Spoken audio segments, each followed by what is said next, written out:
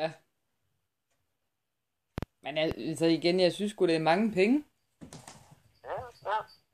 Altså, Øh, men så hvis man tænker på inflationen, så er der jo penge at spare, der rykker den på måneder. og nu går der ikke længe før Det er din godt nok ikke mormor, meget, hun, men stadig. nu kommer din mormor også snart ind i samtalen. Hvem kommer ind i samtalen? Din mormor, nu var inflammationen Mormor? også, kommer der ind, ikke? Hvad Nu, tænker nu, du? nu, nu, nu Hvad er snak, det forvirret? jamen, du snakker om inflammation, altså den skal jo nok ikke lige blandes ind i, Nå, nej, nej. nej, Det tror jeg, det ved jeg ikke, om den gør. nej, men det snakkede du jo lige om, jo. Information? Inflammation. Og inflammation, nå nu, ja, Ja, nå jo. Ej, det er jo bare som en lille joke, en lille dårlig joke. Det er jo begrænset, hvor meget man kommer til at spare på det, ikke? Men alligevel, man kan jo have muligheden for at kunne rykke betalingen. ja, men det flytter jo bare problemet længere hen, ikke? Jo, jo. Altså, nu ved jeg ikke, er du husejer? Jeg er husejer, har en lille lejlighed Jamen, det er kun... med 36 kvadratmeter. Det er ikke hus, så det er jo lejlighedsejer, så det ved jeg ikke, om det er jo nok ikke det samme. Nej, men altså, ved du hvad, jeg har et hus på 300 kvadratmeter, ikke også? Ja, Og det skal jo passes og plejes. nå, ja. Og Ja, plus jeg har 11 børn. og det var der mange. Ja, men jeg startede i en tidlig alder. Ja, okay. Nå, Altså, det- du har været tidligt ude, så. Jamen, Mere det- tidligt. Det har jeg. Men det med økonomien, altså alle de der uforudsete udgifter, der kommer som husejer, ikke? Ja, Altså det kan godt være, at jeg tager det lidt på forskud. Men altså, når man har været udsat nok for det, men så er man nødt til at spare nogle steder. Og det er jo så avis og så tv. Jeg ser for eksempel ikke tv, for jeg vil ikke betale, hvad det koster. nej, nej. Nej, Så er der jo mange penge at spare der i hvert fald. jamen det er der. Og altså, Men så er det jo nok også en meget god beslutning, at ikke holde avis hele året. Men nu snakker vi snakker om den vigtigste periode, man kunne have avis. De kolde måneder, november, december, januar. ja, Altså, så går tiden da lidt stærkere, hvis man har en god lokalavis, og kan sidde og følge lidt med i. ja, Så er der jo mange, de fleste læser der ikke avis hen over sommeren. Det gør de fleste jo ikke. De vælger jo at holde en pause der. ja, Men om vinteren, det er altså der, hvor de fleste vælger at holde en avis. ja, Og skal man læse en avis, så skal det da være om vinteren, når det regner og slud udenfor, og man kan sidde indenfor og nyde den til en god kop kaffe. ja, og det kommer jo så an på, at man drikker kaffe, ikke? Jo, men ellers skal du drikke te eller mælk eller vand.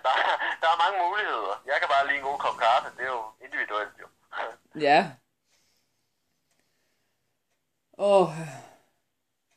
Hvor meget får du indtalt provision for at sælge aviser?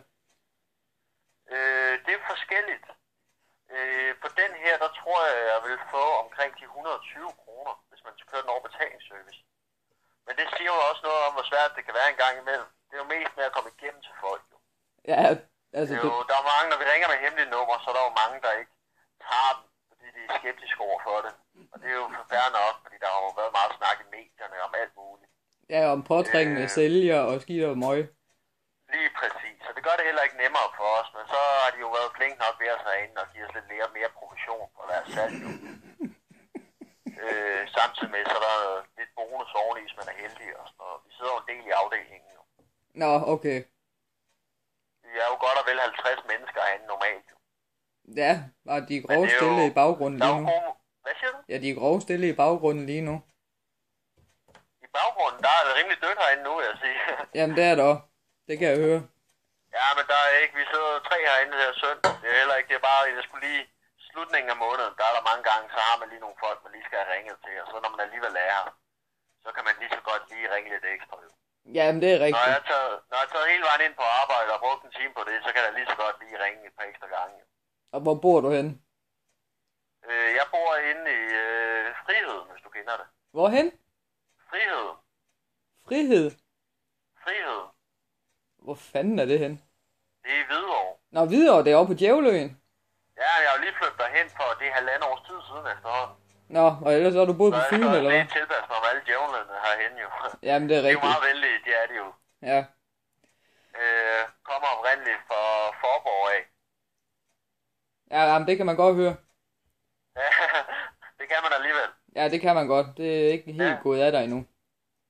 Nå, det er da bedre end at lyde som en københavner. Ja, men det skal nok komme. Det gør det. Der er jo rigtig mange i København, jo, hvor de kommer jo fra hele Danmark. Jamen, det gør de. Det er det jo. Efterhånden halvdelen kommer jo fra Jylland og Fyn af, jo. Det er jo. Der er jo rigtig mange tilflyttere, jo. Så jeg er jo ikke helt alene om det, jo. Nej, jeg synes bare, at mennesker, der flytter over på Djævløen, de er bare for dumme. Nå, nej, jeg skal jo studere, jo. Så det er jo nemmere herover jo. Nå, skal du så til at leve SU? Med mit studie, der er jo kun et sted i Danmark, man kan studere. Det er noget, der hedder haveparkingeniør. Nå, haveparkingeniør. Haveparkingeniør. Er det, man kalder gartner i daglig tale? Nå, det er ikke gartner. Det er sådan planlægning af haveparkarealer. Det er ikke mig, der skal lave det, men planlægge det. Altså, du tegner. Det. Så det er ikke en gartneruddannelse. Nej. Det minder lidt om skovfoduddannelse. Skovfod? Der hedder skov- og landskabsingeniør. Det er stort set det samme. Den her uddannelse, den er bare 4-5 år. Den er kun 4-5 år gammel, hvor den anden har været der i flere hundrede år. Jo. Ja, det er en af de gode gamle. Lige præcis. Men så er der kun et sted, man kan studere det i Danmark. Det er et sted oppe i Hillerød, oppe ved Nødebo, hvis du kender det. Ja, Nødebo, det er der, hvor de har det der plejehjem, der ikke har det så godt, ikke? Det ved jeg ikke. Det ved jeg faktisk ikke. Det har jeg sgu ikke hørt noget om. Undskyld, venner, men hvad er det for noget, hvis jeg må spørge? Ja, men det er noget, man er omsorgsvigt af de ældre og sådan lidt. Nå, jeg har hørt, der er mange gamle i Nødebo, men ellers kender jeg ikke så meget til byen. Nej, men jeg mener, der ligger et plejecenter derovre. Nå, det kan meget vel være. Men det ligger i hvert fald, jeg tror, det ligger 4 kilometer ude fra Nødebo. Ja. Der er en stor skov, der hedder Gribskov. Ja, den har jeg også hørt om. Det er, jeg tror, det er en af de største skove i Danmark. Men så er det noget samarbejde med Københavns Universitet, og jeg kan ikke huske, hvem de andre er. Men der er kun et sted i Danmark, man kan tage uddannelse. Ja, det var derovre i Hvidovre. Lige præcis. Ja. Nej, det er så derude i Hillerød. Ja, Hillerød, undskyld. Og så er det er jo svært at få bolig i København, og priserne er jo høje. Alt for høje i forhold til, hvad de burde være. Så det passer meget godt for mig at kunne bo ude i friheden ude ved Hvidovre. Der er det altså noget billigere. En 36 kvadratmeters lejlighed. Nej, det siger de. Det er jo en etværelse, så der er nok kommet lidt til på noget, der skal ned i kælderen og lagerrum i kælderen og så videre. De prøver at få det til at lyde mere, end hvad det nu er, ikke? Så det er 15 kvadratmeter hummer, du skal bo i? Nej, rummet det er 20 kvadratmeter, tror jeg. Så det er jo noget mindre end det her. Men så er der jo også separat køkken. 8 kvadratmeter og sådan noget toilet og noget gang ved siden af, så det løber jo op, ikke? Ja. Men det er jo bedre end en ungdomsskole. Det må jeg sætte af pris på, ikke? Ja. Skal du så leve af SU, eller hvad? Nej, det er svært. Det er svært. Det er også derfor, at nu tager jeg nok lige en pause et godt stykke ind i den næste måned. Men ellers så har jeg jo studie, eller så har jeg jo det her job ved siden af. Nå, det har du?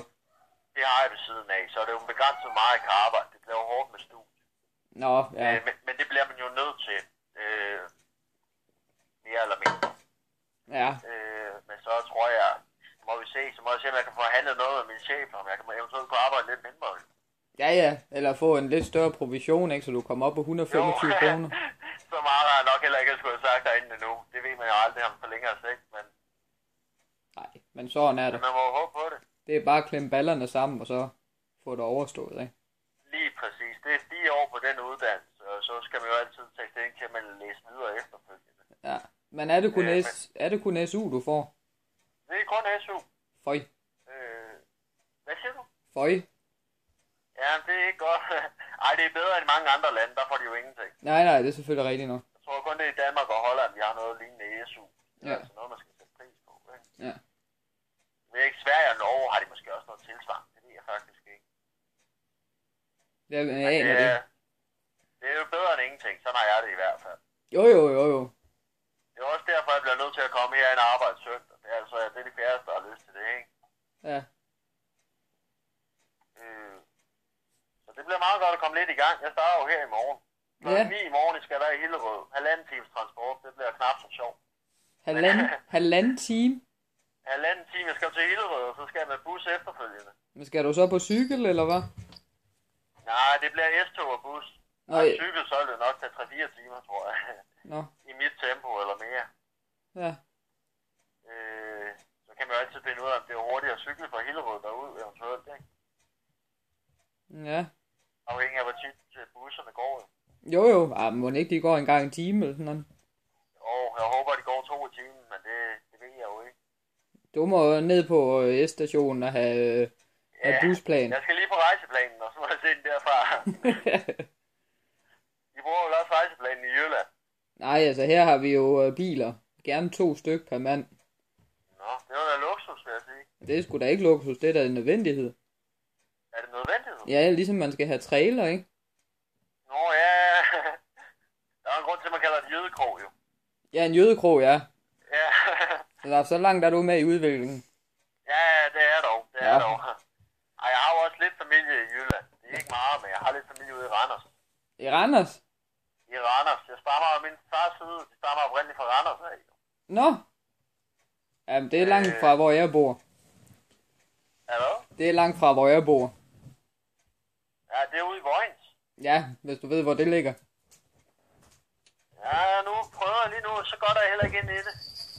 Jeg må lige prøve, jeg tjekker lige her på nettet. Vojens. Og det er ved Haderslev. Ja, det er det nemlig. Og det er Kolding. Min kusine, hun bor i Kolding. Nå, din kusine. Med hendes børn. Det er jo også lidt tæt på, jo. Nå, hvor mange børn har hun så? Hun har 2 små drenge og en lille datter. Og en lille datter. Jeg er gang i det lille hjem, kan jeg fortælle dig. Ja, men de er sgu søde, sådan nogle små børn. Ja, i små mængder, vel. Så du har ikke selv børn, kan jeg høre på det endnu? Nej, det venter jeg lige med til at jeg er færdig med studiet. Ja, det er nok meget fornuftigt. Ellers bliver det svært at tage det hele, tror jeg. Ja. Men man kan jo aldrig vide, jo. Nej. Man ved jo aldrig, om der kommer en sød dame undervejs. Det kan man jo ikke vide på forhånd. Nej. Det er bare meget vigtigt at have sin uddannelse på plads inden. Lige præcis, og det er også det, der er planen. Men man kan jo aldrig vide det helt. Nej. Man må tage det, som det kommer, ikke? Altså, der kan jo ske mange upser, når man er i byen, ikke? Hvad siger du? Ja, der kan jo ske mange upser, når man er i byen. Nå, ej, der burde ikke. Jeg burde ikke få et barn, når jeg er i byen. Det håber jeg ikke. Der skal jo ikke så meget til at lave dem, vel? Nej, men så må man jo huske, jeg har godt nok undervist, godt nok i seksuel undervisning med beskyttelse og det hele, så jeg skal da ikke lige have et par små unger, der løber rundt her i min alder. Det går ikke. Nej, hvad er du? Nogen af 20, eller hvad? Hvad? Hvor gammel er du? Nogen 20? Jeg er 23 år. Jeg er 23, ja. Så jeg da også, for mit vedkommende, håber jeg lige, der går 5 år minimum i hvert fald. Ja. Men det ved man jo heller ikke. Man kan aldrig vide, hvad der sker jo. Man må tage det som det kommer. Ja. Nu snakker vi lidt om alt muligt andet jo. Ja, det er rigtigt. Det var også spændende nok lige at få hørt lidt om dig jo. Ja, men det er det. Og nu ved jeg, at du skal være gartner og... 17 i Vojens, du bor. Ja. Ja, I bruger heller ikke nogen e-mail hjemme hos jer ude i Vojens, eller hvad? Nej, så langt er vi ikke kommet i udvikling. Nej, det er jo stadig hyggeligt at få det med brev, det hele jo. Ja. Det er mere personligt, ikke? Jo, men det er det nemlig. Lige præcis. Alt det der Facebook og... Jeg bruger det kun til julekort, ellers er det sjældent, jeg får sendt et brev, desværre jo. Det burde man gøre noget oftere. Det er faktisk en fejl i opdragelsen. Lige præcis. Nej, man har jo også gjort det, men det bliver bare mindre og mindre, synes jeg, ikke? Brevene, eller hvad? Hvad? Brevene? Nej, det er jo også, hvis...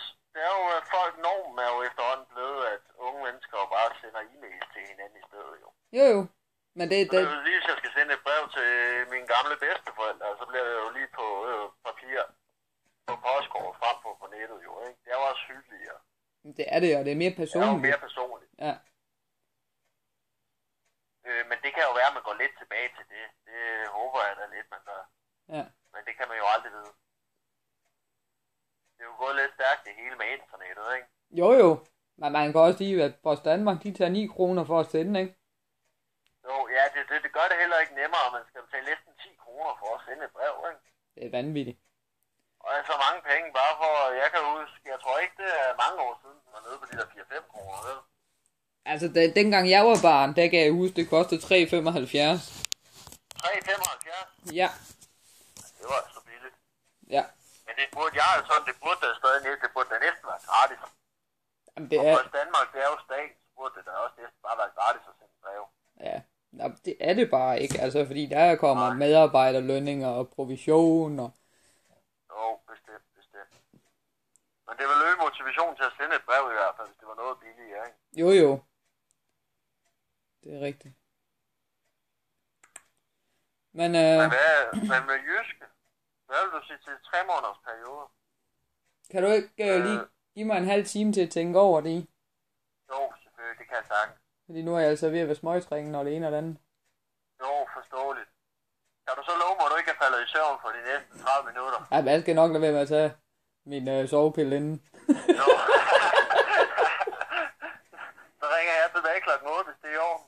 Jamen, det er helt fint.